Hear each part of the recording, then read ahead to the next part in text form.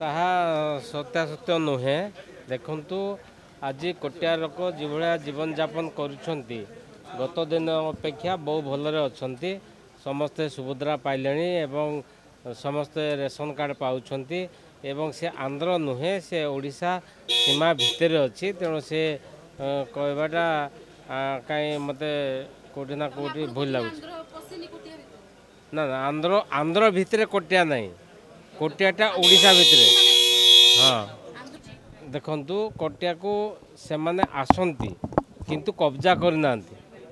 ଏବେ ଦେଓମାଳି ଅଛି, ସମସ୍ତେ ଆସୁଛନ୍ତି ଯାଉଛନ୍ତି ଏବଂ ଆନ୍ଧ୍ରର ବି କିଛି ଲୋକ ଆସୁଛନ୍ତି, ସେଟା ମନା ନାହିଁ। କିନ୍ତୁ ଓଡ଼ିଆ ଅସ୍ମିତା ବା ଓଡ଼ିଶାର ଲୋକ ହିଁ ସେଠି ରହୁଛନ୍ତି। ଯେଉଁମାନେ ବି ରହୁଛନ୍ତି ଓଡ଼ିଶା ସୀମାରେ ହିଁ ରହୁଛନ୍ତି ଏବଂ ସେମାନେ ଓଡ଼ିଶାର। ସେ ତ ସେ ନିର୍ବାଚନ ମଣ୍ଡଳୀର ବିଧାୟକ ନା ନାହିଁ, ତାଙ୍କର ଧ୍ୟାନ ଅଧିକା ଆସିବା କଥା।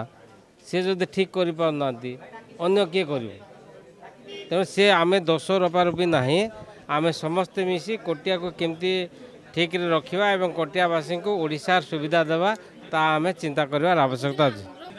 ଦେଖନ୍ତୁ ମାଲକାନଗିରି ଘଟଣାରେ ଏବେ ପୋଲିସ ତା କାମ କରୁଛି, ପ୍ରଶାସନ ତା କାମ କରୁଛି। କୌଣସି ନା କୌଣସି ଗୋଟେ ଅଘଟଣ ଘଟିଛି, ସେ ଦୁଃଖଦାୟକ ଘଟଣା ଏବଂ ତାକୁ ନିଶ୍ଚିତ ଭାବରେ ପୋଲିସ ତାର ପର୍ଦ୍ଦାଫାଶ କରିବ ଏବଂ ଆଇନ ଅନୁସାରେ ତାଙ୍କୁ ଦଣ୍ଡ ଦିଆଯିବ।